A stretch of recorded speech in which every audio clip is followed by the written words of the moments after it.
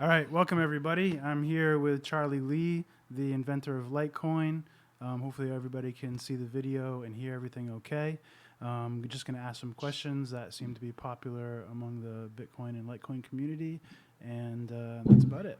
So, Charlie, thanks for having you. Thanks for coming on the show and being interviewed. It seems like a lot of people don't really want to interview with me after the Roger Ver event. So thank you for being braver. Sure. Assuming that I don't rage quit, how long will this last approximately? I don't know. It shouldn't. It will be organic, however long till we want to stop. But I would say maybe an hour or so. Shouldn't be too long. Okay, sounds good. So my first question is simple question: how did you get into Bitcoin? Um, I think it was 2011. I read an article about Silk Road and got hooked onto Bitcoin ever since. Yep, same thing with me. Actually, Yeah. it seemed like that was an event that got a lot of people in. Late Yeah, I think 2012. there were a few events that got more people in. One was when it was talked about on what was that website? Kind of like the pre before Reddit. There was a website that had a lot of news, and Bitcoin made it, and people read about it and got into it. And then the Silk Road article was the next like uh, bump in just users hearing about Bitcoin. Yeah, and Bitcoin talk and everything like that. My next question is, what do you think is Litecoin's place in the ecosystem of like crypto and Bitcoin in the future?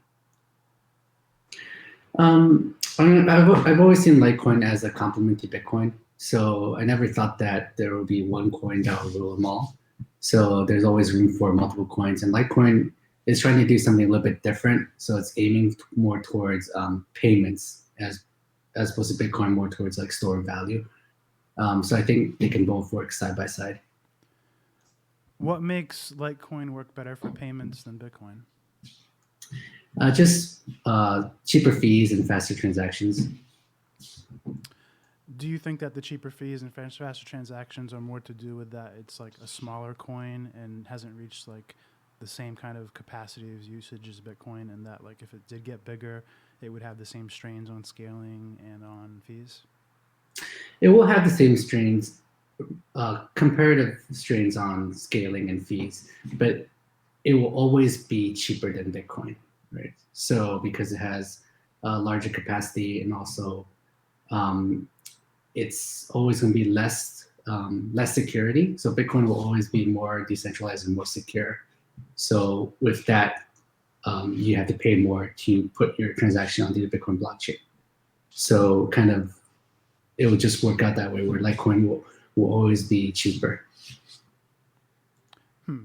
So you think that even with things like Lightning Network and what Bitcoin Core is doing with scaling, that Litecoin will still always find a way to be cheaper and be a better way to spend like low security, low trust need transactions? Yeah, I think Lightning Network will help Bitcoin scale and be cheaper, but maybe in the future, Bitcoin still won't be able to do microtransactions, and Litecoin will be able to do microtransactions. I mean, it's hard to say right now, but this is just what I'm seeing. It's like kind of what I think will happen. Yeah. Audience is telling me they can't hear me, so I'm going to get closer to this mic. Let me see if I can zoom out here.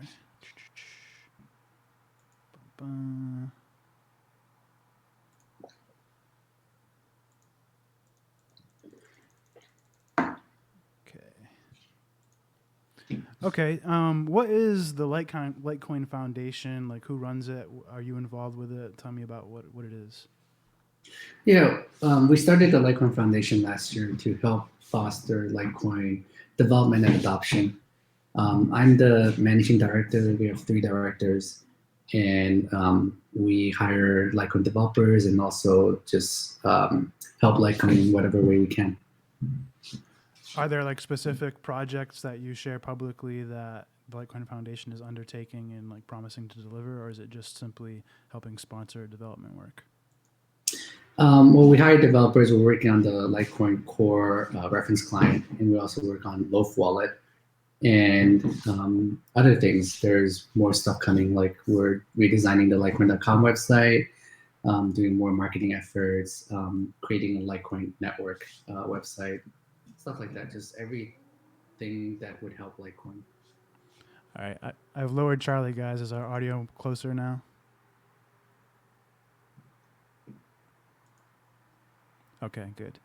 Yeah. So, do you think that you have the Litecoin Foundation, you have Litecoin being like separate and like of lower security to be cheaper transactions, etc. But do you think that it's possible that like the work that is put into Litecoin, the money that's invested into developing Litecoin, could possibly be more effective if it was just all put towards Bitcoin in the first place? Like maybe Lightning would have been done sooner if somebody was helping with that, etc. Um, I think, I mean, we help out with Bitcoin development all the time too, right? So like I personally invested in Lightning Labs, and one could say that Litecoin activating SegWit helped Bitcoin activate SegWit. So I think what we're doing is actually helping the whole ecosystem, helping cryptocurrencies in general. I don't think it's actually detrimental to Bitcoin at all. Yeah, I don't think it's detrimental either. I'm just more. It's just like more of a philosophical question, I guess, because like, we won't know if all of the energy and money and time put into like developing most altcoins would it have even been useful for Bitcoin in the first place. It might have been just people that aren't actually effective at helping Bitcoin and they're just doing their own thing. But it would be interesting to see if what will happen when Bitcoin draws more and more people into it and more development and more money is just focused right there. Yeah, I think, I mean, I would agree that a lot of money in the altcoin space is wasted, but there is some good stuff coming out of it. And it's hard to test things on Bitcoin. So like you see like privacy coins, like testing some new privacy feature and test it in the real life market. It's better to do it that way than to actually just test it on Bitcoin because you just don't know how well it will function if there's any security holes and such. You don't think that the Bitcoin testnet is good enough for testing Bitcoin? No, because unless there's real money involved, there is no incentive to attack it and to steal money from it. Right. So, for example, Litecoin activating SegWit and then having like millions of dollars put onto your SegWit address, showing that no one can steal it, it on testnet. Couldn't you argue that because that Litecoin is lower security and a separate blockchain and has a separate protocol and separate programmers, that it's not really the best test for a SegWit? In other words, all we know is that it maybe works on Litecoin. We don't have like a definitive test because maybe nobody wants to attack Litecoin. Maybe what they really want to attack is Well, Bitcoin. I mean, there is like a few $1 million sitting on a SegWit address for months, and no one's able to spend it. And there's this FUD about anyone can spend on SegWit, right? So Litecoin proved that, at least show that over this amount of time, no one's able to steal it.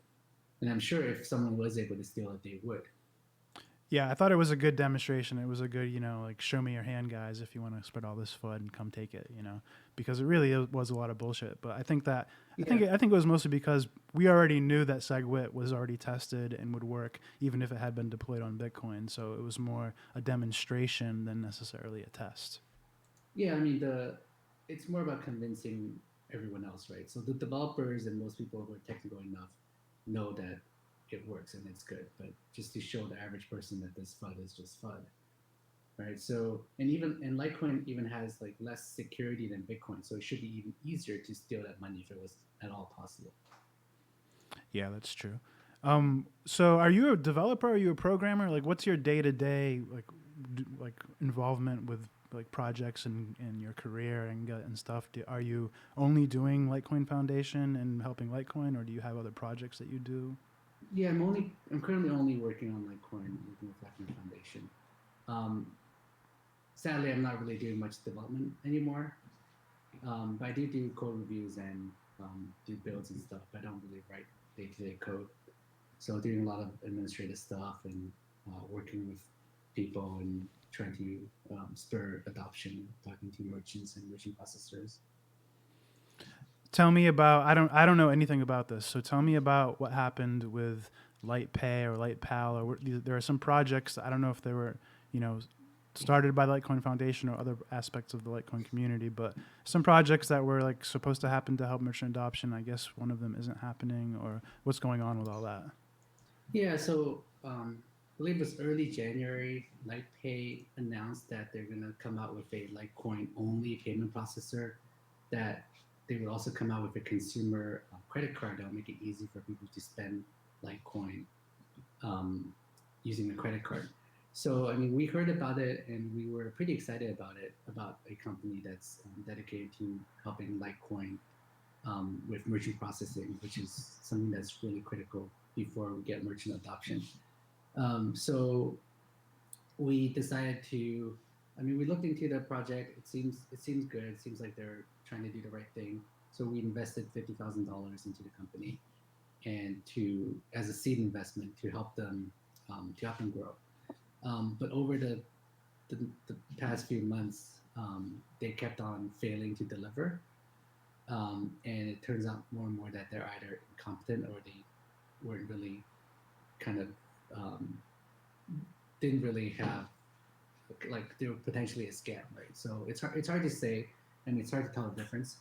But we decided to not give them more money, and then they recently decided that they're going to shut down and sell their assets. So um, it became quite a big hype for Litecoin because the media picked it up and basically said this is going to make Litecoin the next best thing. Um, and yeah, so we kind of took the hit because it failed on us. Yeah, that sucks. It's hard, investing in new Bitcoin community projects and such because you really can't tell the difference between whether something is, a scam or it's just incompetent or ignorant. And we saw that a lot in the early days. Yeah, I mean most Bitcoin or most startups fail, right? 1 in 10 startups succeed, and for cryptocurrency startups, even probably even less. But this one was kind of because we so wanted it to work, so we kind of like helped hyped it up, so to speak, Yeah. and it became a big failure on our part for kind of not setting the expectation that these startups could fail. And a lot of people actually thought that like LightPay is like us, like we actually run this company. But in reality, like we have nothing to do with the development of the company. We just invested $50,000 into it. So we're as disappointed as anyone that this company has failed. Yeah. What's the involvement with Abra? I've seen Abra brought up in connection with Litecoin. Is there a project that you're doing with them? Just like any other like companies working with Litecoin, um, we don't. There's no like real partnership or anything. It's just they're working with the Litecoin network. They're previously they were using Bitcoin smart contracts to hedge their users' trades, and because Bitcoin fees are higher, they decided to switch to Litecoin to balance. Probably put most of their contracts on the Litecoin network. Um, so that's what they're doing. So over the next few weeks, that's where they're moving all or most of their Bitcoin contracts to the Litecoin network. Hmm. That's cool. Yeah, That's so interesting. they're using um, cryptocurrency in a very innovative way, right? It's not just about transfer value. They're using like programmable money, which I think is very exciting. All right, so let's talk about the more controversial topic, which is the selling of the Litecoins. You famously tweeted out that you were selling your Litecoins pretty much, I think, pretty near the top of the price that it's all time high. And you mentioned, if I recall correctly, that it was mostly because you didn't like how your tweets were influencing the price and how there was a sort of conflict of interest with you promoting and supporting Litecoin while holding it and people holding you accountable for when the price moved back and forth. Is that an accurate recount of how it went down? Yeah, pretty accurate. It's hard for people to kind of understand like what I was going through. Like I was so my follower count, as y'all know, like grew tremendously over the past year, and every little thing I post about Litecoin could potentially move the price up and down. and I just felt like I wanted to separate the financial aspect of Litecoin from like Litecoin, the project being successful or not, right? So Litecoin could be a really successful project, but the price could stay at whatever it is right now for like the next 10 years, right? The price doesn't need to move for Litecoin to become useful, right? So, but a lot of people who are into Litecoin have invested money in it, and all they care about is the price going up. They don't really care about people using Litecoin. So there's a disconnect between those two things. And me personally, I want Litecoin to succeed, and I don't want to care about the price. So I don't want any of my decisions to be a to be caused by because I want the price to go up. Mm. So I decided to. I made enough money from Litecoin and cryptocurrency in general that I wanted to kind of divest away from it and just focus on building the network and working towards Litecoin adoption as opposed to working towards Litecoin the price going up. So Yeah. I just decided to sell pretty much everything. I mean, I kept a little bit so I can actually use Litecoin for purchases, but not enough to affect any decision making. Do you think that your decision was effective in what you set out to do? In other words, do you think that now when you say things about Litecoin that it doesn't affect the price? And would you, if you could go back and do it all over again, would you do the same thing? I think it works in the sense that if I say something that affects the price, I won't think twice about posting it. So I care more about the Litecoin adoption and just security of Litecoin network and just helping the project grow as opposed to the price. So in that sense, it's good. I think in hindsight, um, it probably was a bad decision to do this um, because honestly, I'm actually more focused about price than before because I want the price to go up higher than when I sold it at, just so that people can stop hating on me.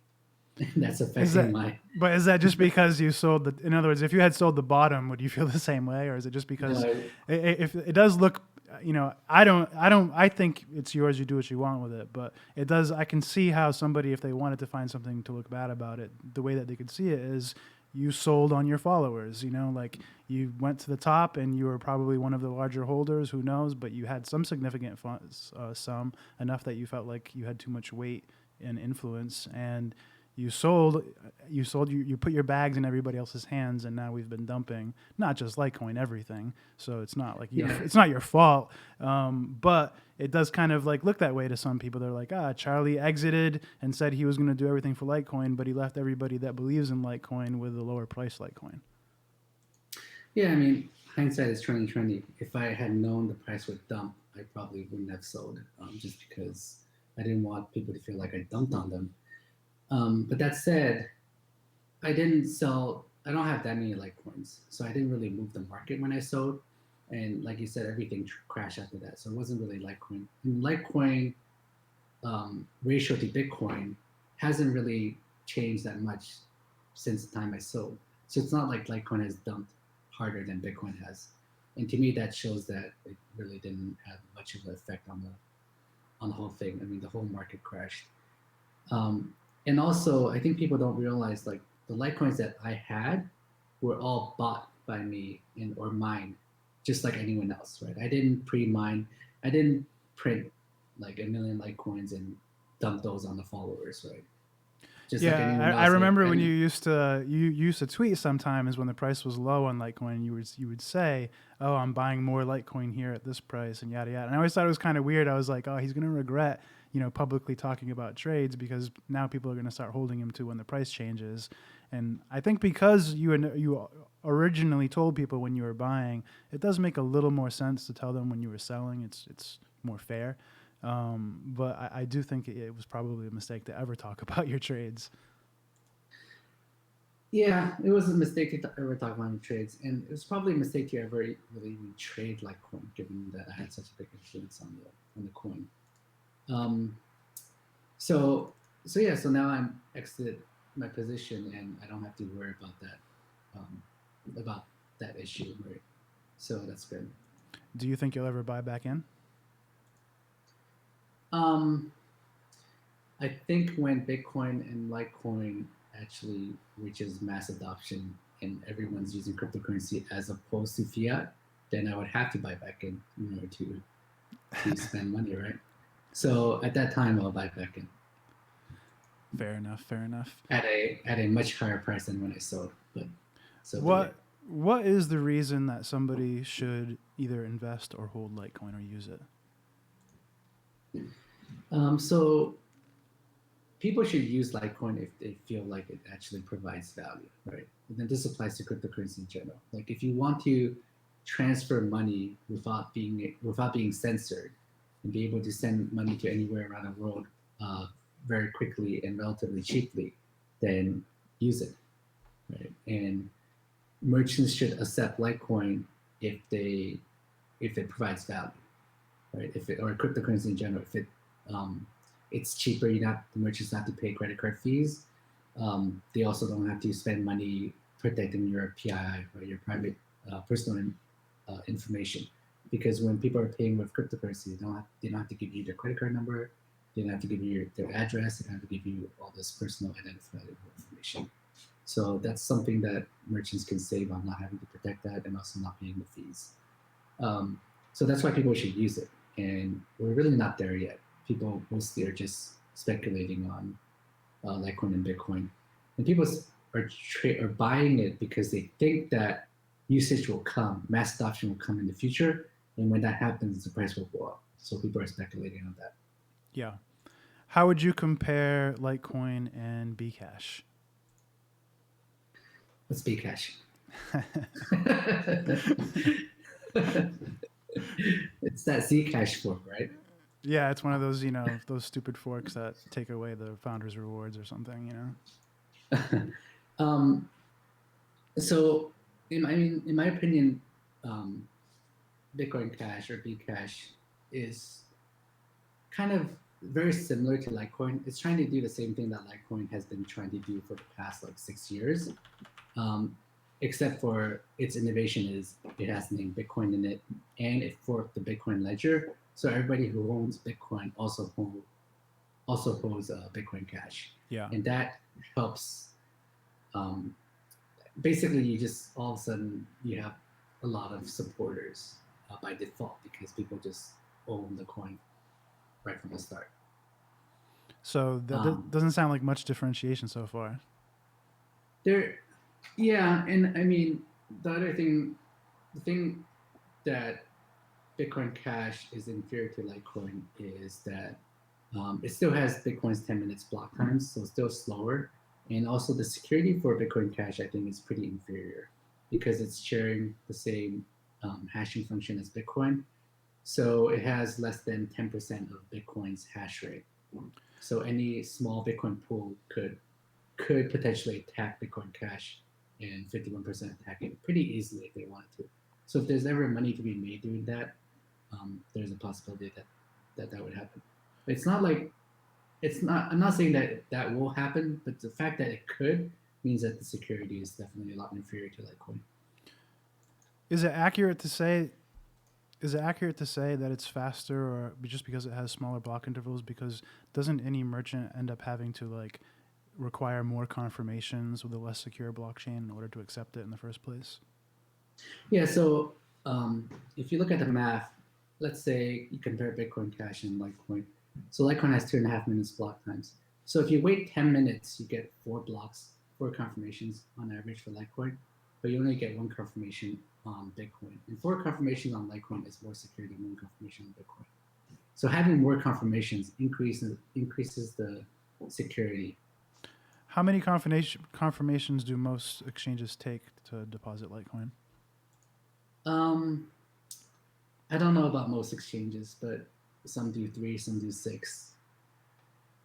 So, with Bitcoin, it's generally 1 to 3 these days, right? Yeah, I mean, it varies over the years, right? Previously it was 6, right? Mm-hmm. And now recently, some exchanges actually do 1 confirmation, Yeah. which is fine, I think, for Bitcoin. Yeah, so Bitcoin, yeah, I mean, 3 to 6 for Litecoin is more than enough. Okay, let's see. What do we have next? Do you think that do you actually believe that it's a conflict of interest to hold the coin and be somebody that's publicly speaking about the coin or even working on it, etc.? Like, is that a foundational aspect of why you sold, or is it just part of your reasoning and really you just sold because it was a high enough price and you were just ready to you know divest out of it? Um, I mean, for me, I thought it was a conflict of interest um, because I mean it's up to the respective developer. I mean, for me, I felt like the price of the coin is independent from the success of the project. So for most companies, like the price of the stock reflects the success of the company, like pretty directly. But I think for a cryptocurrency, it's not necessarily true. And for me, it was a conflict to if I Why focus too isn't much it on a true price. though? I mean, the price should reflect the success of the. You're speaking very abstractly, the very broadly to say that the price of the coin really should be somehow reflecting, the success of it in some abstract way. No, I think in the long term, yes, but in the short term, it's very not true. So but short I term and long think term in crypto is like it's like dog years, right? um, yeah, but if you look at it, like when Bitcoin price is like when Bitcoin is in the bear market, I think people actually get more work done, and Bitcoin actually the infrastructure and everything actually gets better over those years when Bitcoin price is down. When Bitcoin price shoots up, it's all because of market hype and stuff. It has nothing to do with the underlying security of the network or usage of the coin. So it's not very related. So like if I want to, if Wait. I So want to, you don't think the price going up last year short was term, related to SegWit being activated and Lightning coming, and you don't think that had anything to do with it? it had something to do with it, but it kind of shot up a lot more than than reality, Yeah, I mean it's right? always going to overshoot, I guess. Mm-hmm. So what I was getting at is, if I cared most about the price, so for example, LightPay, right? So if I just cared about the price, I would pump up pay and make create all this fake news, and people would be upset because that doesn't really help the network. So this by not having Litecoin, personally having Litecoin, I'm trying to do the right thing for the network, not necessarily for the coin, not necessarily for the price. Do you think that comparatively that Bitcoin core devs and big Bitcoin personalities like Trace Meyer, any of these people that are fighting for Bitcoin and trying to make it more of a success or more adopted, whatever, that they should also not hold Bitcoin?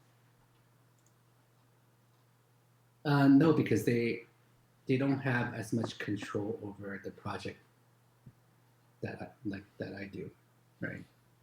So they're promoting Bitcoin, but they're not managing like the Bitcoin Foundation. They're not like steering the coin. But what kind of control do you actually have? I mean, this is kind of like when we talk about core, when Roger Ver wants to talk about core controlling Bitcoin and steering it and, holding everybody hostage. Do you think you actually have anything close to that capability with Litecoin? I mean, the thing about Litecoin is it's definitely more centralized than Bitcoin. I think saying that Core controls Bitcoin is pretty stupid, right? If Core, I mean, the core developers of Bitcoin, they're just working on the Bitcoin protocol. If people don't like it, they're free to come up with a better team, right? It's just that there aren't any better teams out there because the Bitcoin core team is the best there is. Um, But the if the same thing is Bitcoin true only, with Litecoin, right? If they don't like the Litecoin core software, somebody else can bake a new one, right? it is true, but because I'm the creator and the leader of Litecoin, it's harder for I'm more of a centralizing figure. It's harder for someone else to come and say that their Litecoin is the better Litecoin. Whereas for Bitcoin, with Satoshi not being around, it's kind of more decentralized. Yeah, it's almost like everybody can freely speak for Satoshi and against him because he's not around. So that allows things Yeah. like Bcash to happen because there's nobody that can sue Roger for attacking the Bitcoin brand because nobody owns the Bitcoin brand and nobody steers it. Yeah, and I kind of want Litecoin to go towards that direction eventually. I mean, having me around, it's good and bad, right? There are trade-offs. So it's more centralized, but we are also more efficient. So it's kind of the difference between a democracy versus a benevolent dictatorship. And me selling all my coins is kind of a step towards the direction of becoming more decentralized. I don't want like that to be an issue in the future. And I think a lot of people still think like Satoshi having 1 million Bitcoin is a risk, right? If he decides to dump Bitcoin, it could cause the market to crash. Do you still hold a notable amount of Bitcoins? No. Right. So are you not really notably invested in cryptocurrency at all? Not right now.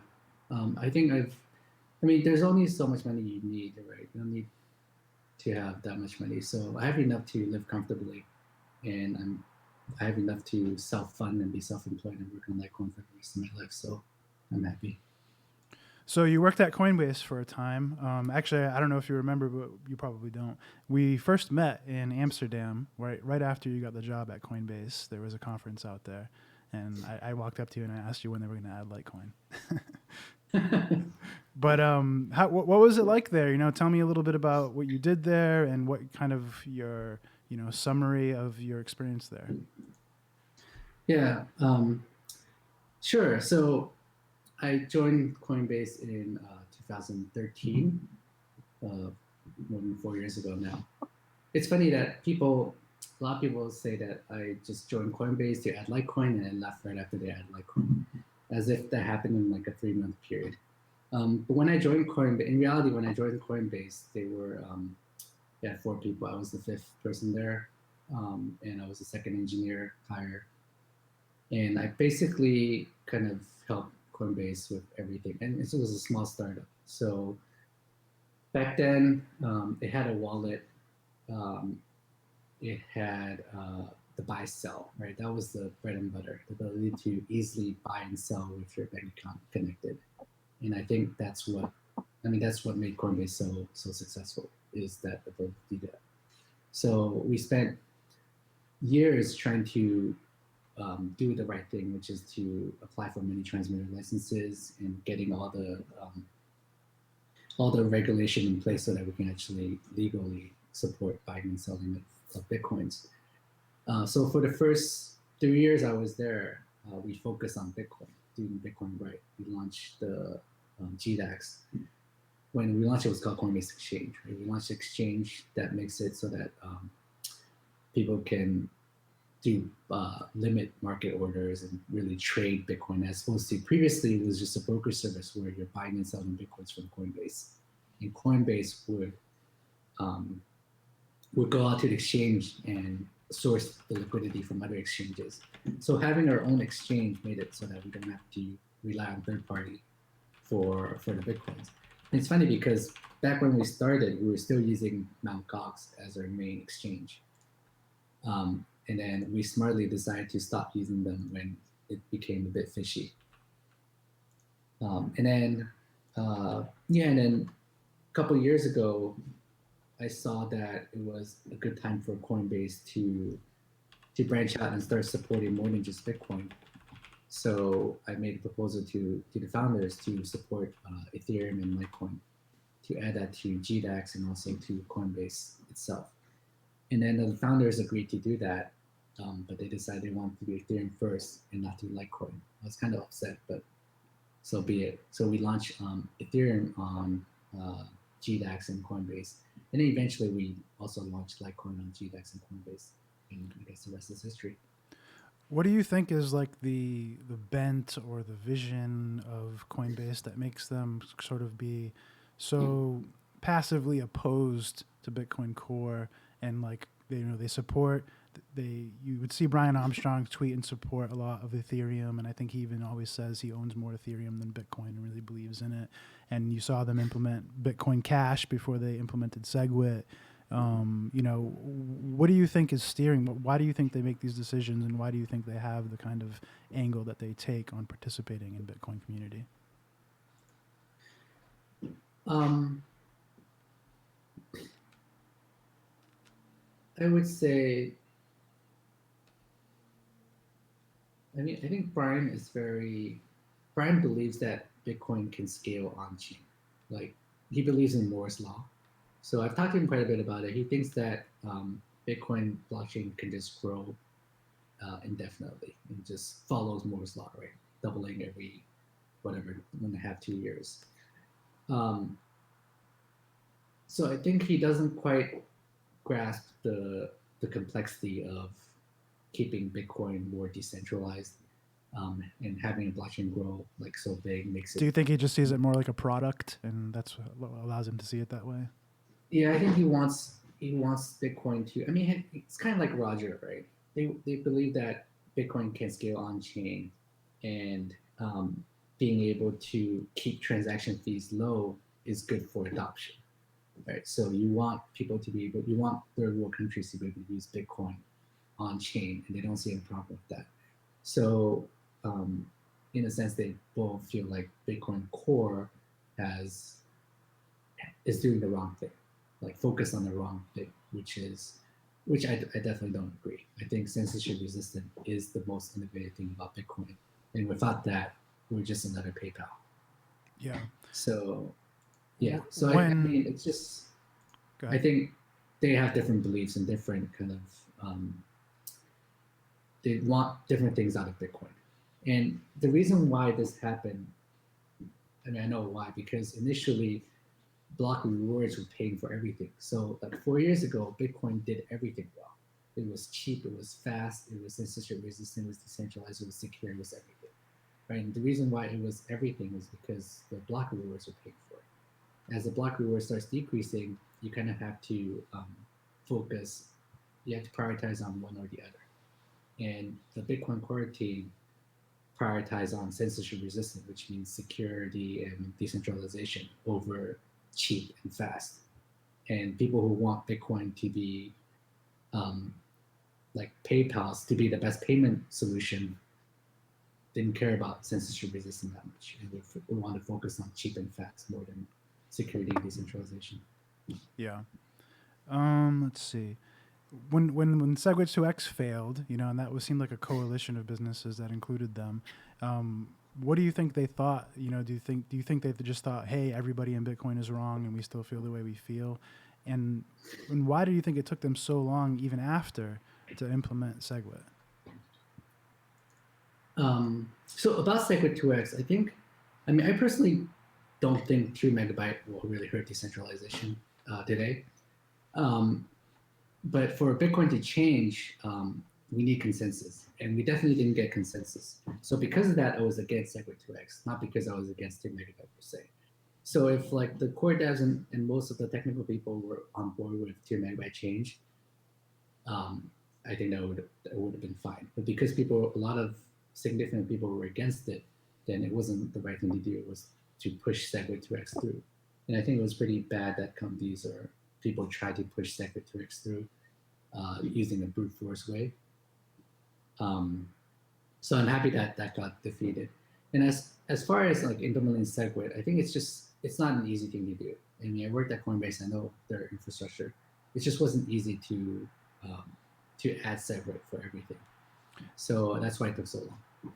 Yeah, I mean, they were pushing so hard to scale, with Segwit 2X, that it seemed like something that was really pressing. You would think that they would, at least put some time into implementing Segwit to avoid, like, the fees got so high, and it was such a big problem for a month or two. I'm surprised that they just let it go that way, And I saw something about how they have some mess of transactions that are stuck in, like, too small of a transactions that will be extremely expensive to kind of get out, and everybody was talking about this when the fees were really high. Like, it just seems really weird that they would jump to support Bcash and then do that rollout the way how badly that rollout went out before they would just capitulate and say, "Oh, hey, look, we're implementing a feature that gives all of our customers, much cheaper fees." I mean, I think Coinbase was making so much money from trading fees that the fees that they're paying to miners was a small cost relatively. So I don't think they were hurting So from they were paying like the fees. subsidizing the fees that way. Yeah, yeah, and they were passing the fees along to users also. So doing a 2 megabyte increase um, would cost them nothing, right? So that's why companies would push for it because they're kind of pushing the cost of it to the network, right? It could cause the network to be more centralized, but they don't care, right? They don't have to do any work. They just have to update their Bitcoin D, and all of a sudden you have twice the capacity. So it's like the easy way out, and that's why people were pushing for that. What do you think about technology that will make Bitcoin or Litecoin, more completely, achieve complete anonymity eventually? And what do you think about? What do you think people like Coinbase will think about stuff like that? Like if Litecoin becomes anonymous or Bitcoin becomes anonymous, do you think entities like Coinbase will treat it differently? Yeah, so I'm a huge proponent of fungibility. I think fungibility is one of the features of money that is the only feature of money that is lacking in Bitcoin and Litecoin. So in terms of like sound money, that's the only thing that's missing, which is where if I spend Litecoin, the recipient could see like where my Litecoin has been and it has a full history of what happened to it, and it's just like a huge privacy risk. And I think being good money, we need to fix that. And this is also why I think Litecoin could be helpful, right? So I think adding like confidential transaction or something similar to Bitcoin is not technically hard. It can be done with a soft fork. It's actually hard because of regulatory issues. So maybe this is something that Litecoin can help with, where we can test it on Litecoin, add it to Litecoin first, and see how people react. Right? If the Coinbases of the world starts delisting Litecoin because Litecoin has CT, then then we know how the But wouldn't that also privacy. be that sounds almost like it'd be a great attack on Bitcoin? Like let's take a coin that is, listed, make it look like get it delisted, you know what I mean? Like if you want to be a conspiracy theorist, because we don't know that it will happen with Bitcoin if it happens with Litecoin, because Bitcoin will be much more valuable and much more integrated into the infrastructure of the world, that maybe it will just be too integrated for Coinbase To to treat it delist that it. way. Yeah. Um, yeah, but it will definitely get the conversation going, and people will actually figure out what's the Yeah. how Like people are I doing it. noticed that exchanges don't really list Monero all that much. Yeah, there's no reason for them to. It's more risky than it's worth, right? Yeah. So I think the regulatory bodies will don't really look that kindly on Monero and other privacy coins. So it's going to be an interesting topic in the next couple of years. Mm-hmm. What do you think about Roger Ver and, the way that we don't know, but the way that he controls Bitcoin.com and possibly the @Bitcoin handle for Twitter and some other properties? What do you think about this? Do you think that he's like defrauding people, or do you think he has an actual justifiable kind of goal that he's trying to reach and people misunderstand him or something? Yeah, I've known Roger for like 6 years now. I mean, I was good friends with Roger. I've even had some of my GPU miners mining Bitcoin running in his memory dealer uh, warehouse back in the day. I think he's very passionate about Bitcoin, and he's not very technical. And I just like Brian Armstrong, I think he believes in one thing, and I think he's misguided in my opinion. And so I don't think he's like I think he thinks he's doing the right thing. He thinks that he really thinks that Bitcoin has been has been misled by the Bitcoin core team into something that is worse, like something that is wrong or the wrong path. And he wants to help Bitcoin succeed the way he thinks Bitcoin should succeed, or the way he thinks Satoshi views Bitcoin. Um, so in my mind, he's kind of like a false prophet. um, but he really believes it, Bitcoin and Judas. no, I wouldn't say that. Um, yeah, if you say that to him, he's going to pull a Roger Ver on you again. Well, what can I say? um, Do you think that Bitcoin that babies are dying because of Bitcoin Core? I think that is ridiculous. He I said like, think did he say stuff like that recently? He said, I know he said it before, he but I thought did. I saw somebody saying he said it recently. He did just at the economy conference. He was talking to Samson, right? He was debating Samson, Yeah, and he was it his keynote speech? Something he was saying that yeah, because of Bitcoin Core, Bitcoin did not become it slowed down Bitcoin from becoming a useful currency that can help save countries, and Bitcoin babies are dying literally because of what yeah. Bitcoin Core did. I think that is pretty stupid. What makes it hard for me to believe that he actually has good intentions and that, or that he's just like ignorant or something is that he's like bold faced lies. You know, like he's said things that have been shown to be true to his face, and then he just continues to say them in the next interview and repeat like these party lines, and he kind of just ignores anything that people try to teach him. You know? He's a good politician. I mean, he's a good debater. He keeps on repeating the same thing and very passionate about it, and it does definitely sways a lot of people. Yeah.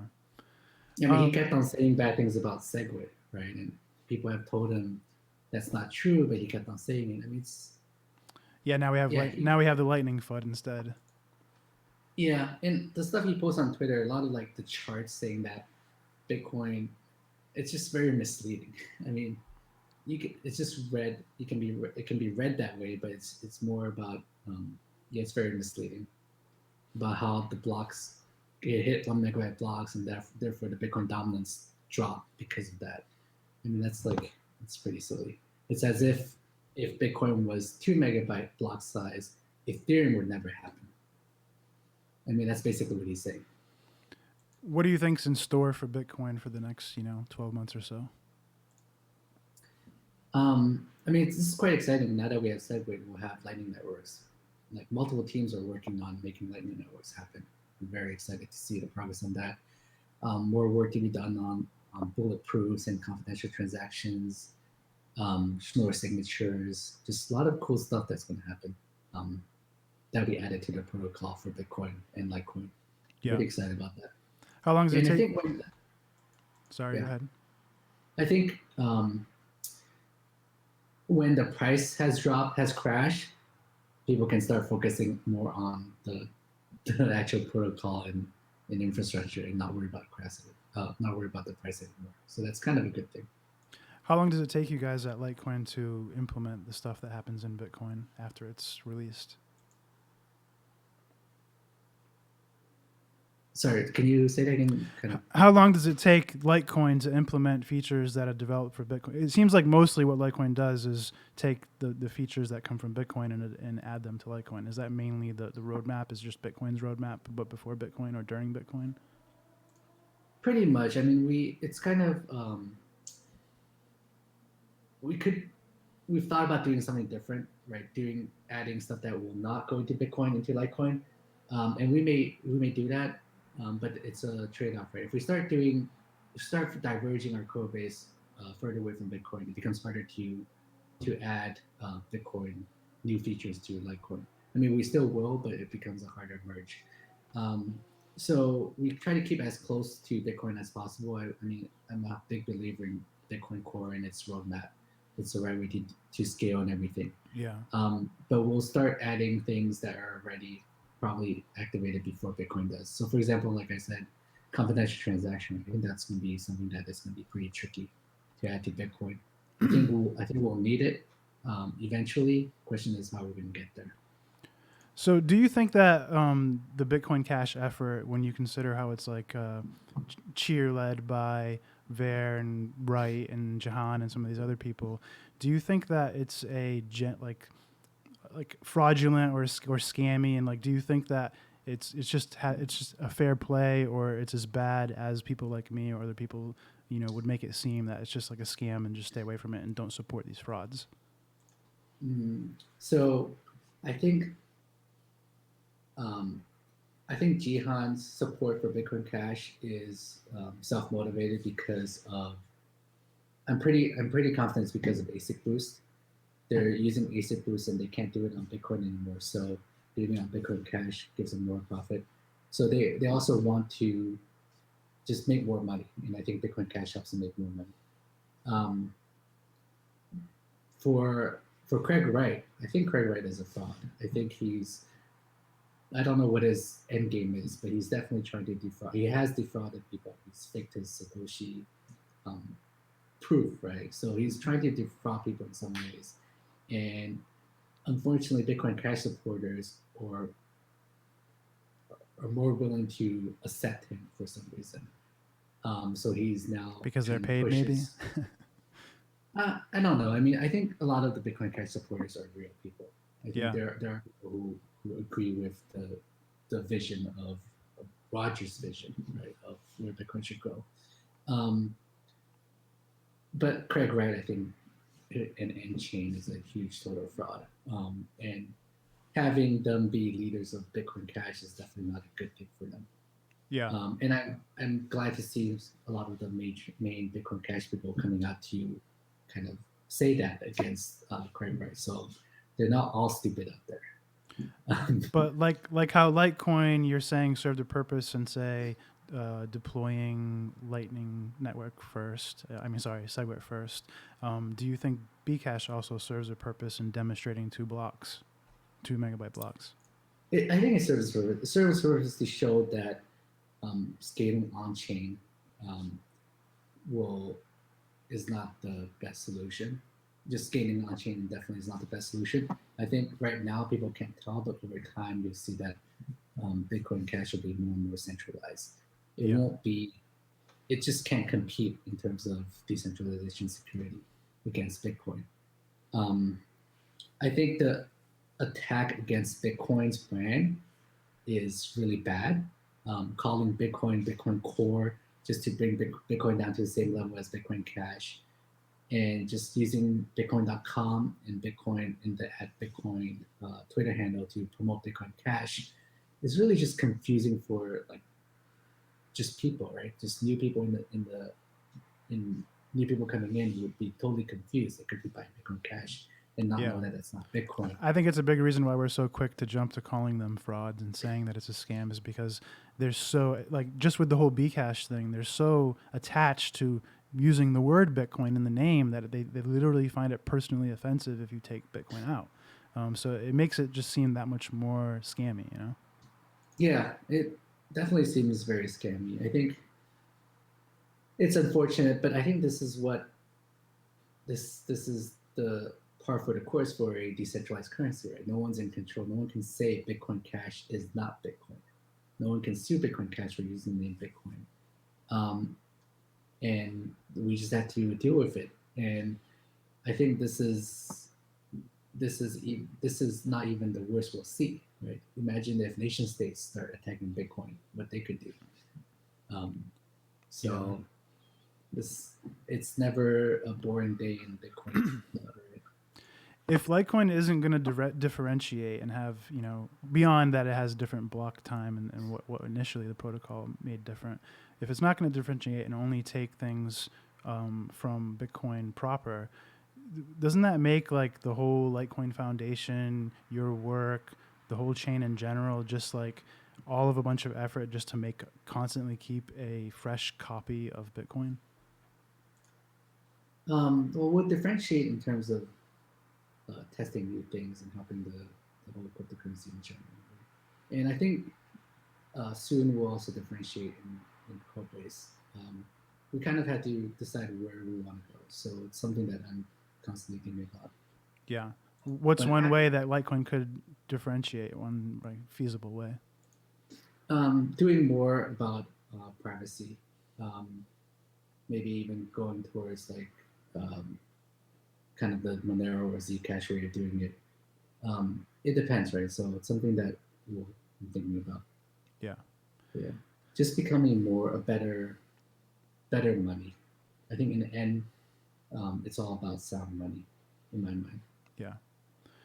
All right. Well, I think that's actually all my questions, unless you have anything else you want to talk about, or if you want to let the room ask questions, whatever you want. But that's everything on my list. Um, is the room asking questions? If so, I can answer some. I've been watching them talking. I think they're mostly just saying moon and stuff like that. Moon, Let me Lambo, see. rice I think chicken. somebody had a question. Where was it? Hmm, I think Oh, I it want to got address buried. It something. got buried. Yeah, go ahead. Um, so a lot of people are asking me like when I'm if I'm buying back Litecoins now that the price is like so low. Um, I want to make it clear that if I buy back Litecoins right now, it's actually very unethical because it would mean that I sold my coins, I released bad news, which is me selling my coins, cause it to crash, and then buy back low. That would be classic manipulation, and it's pretty bad. So I'm definitely not buying back my coins. Um, so that's just to answer that question.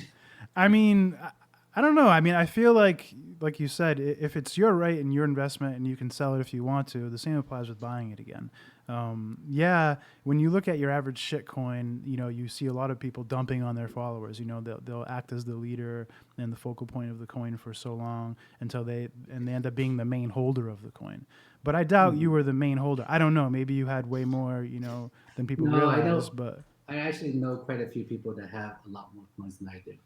yeah, Um, yeah, I mean there are a few whales, and they're hodlers. They're holding on to the coin. yeah. Um, I know someone that's a whale that holds Litecoin, and they just won't sell it. I see yeah, the. I actually remembered I was trying to tell him to sell at the top, like when you did, and he just wouldn't do it. He said, "No, I just want more." yeah. I mean, I can't emphasize enough. Like I went on to DTCE at the time and bought Litecoin, right? And I even talked about it when I bought Litecoin. Yeah, Um, yeah, and I'm just like any other trader, right? I have to mine and buy my own coins. It's not like I printed them. So like if I sell them, I'm not like dumping. Like it's different from like CEOs of companies because they're given stock, right? They're when you become a CEO of a company, you're given like a ton of stock for that company at like really cheap price, right? At yeah. par value or whatnot. So yeah, so when they sell, they're really dumping their stock on their investors. And Litecoin is not an investment. I mean, when you buy the coin, you're buying a part of the network. You're not buying the money that Well, you pay for the coin doesn't come to the Litecoin Foundation. It's not like it's paying for my salary. well, that doesn't make it not just because it doesn't go to the foundation doesn't make it not an investment because it's obviously Oh, it's not. It designed. is an investment. If It's it's an investment. any It's sort of not. store of value, it's got to be some kind of potential for investment, right? Yeah. And what I mean is, it's not a investment in a company, right? It's not Yeah. that the Litecoin Foundation works for its stockholder. Mhm. Not invested in a company that would give out dividends or that is working towards making your stock more valuable.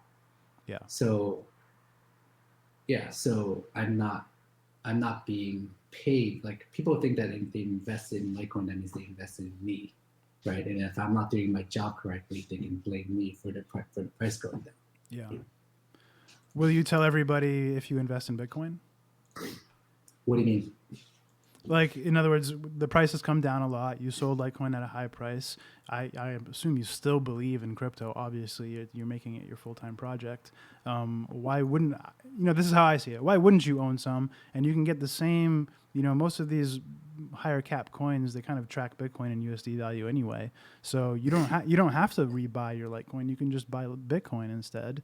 You can buy this dip or the dip whenever after, and have a lot more exposure to the crypto for your money than you did when you sold.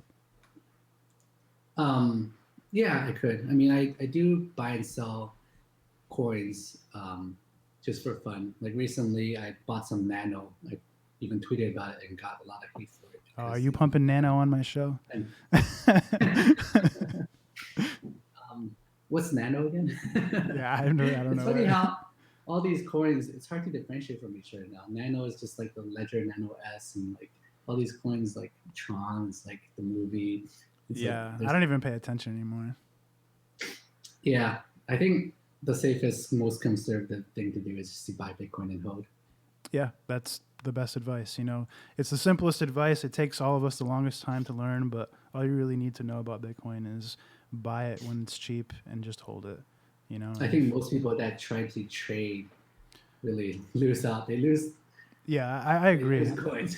It's really hard. It's people have to know that it's really hard to out trade Bitcoin. Like, you can become a good trader and you can become profitable, and you can even become profitable in dollars, and you will be in the like lower percentile. You know, the majority of people lose money when they trade, but to try to out like last year, the amount that Bitcoin rose, it went from, I don't know, we'll say 1,000 to 20,000.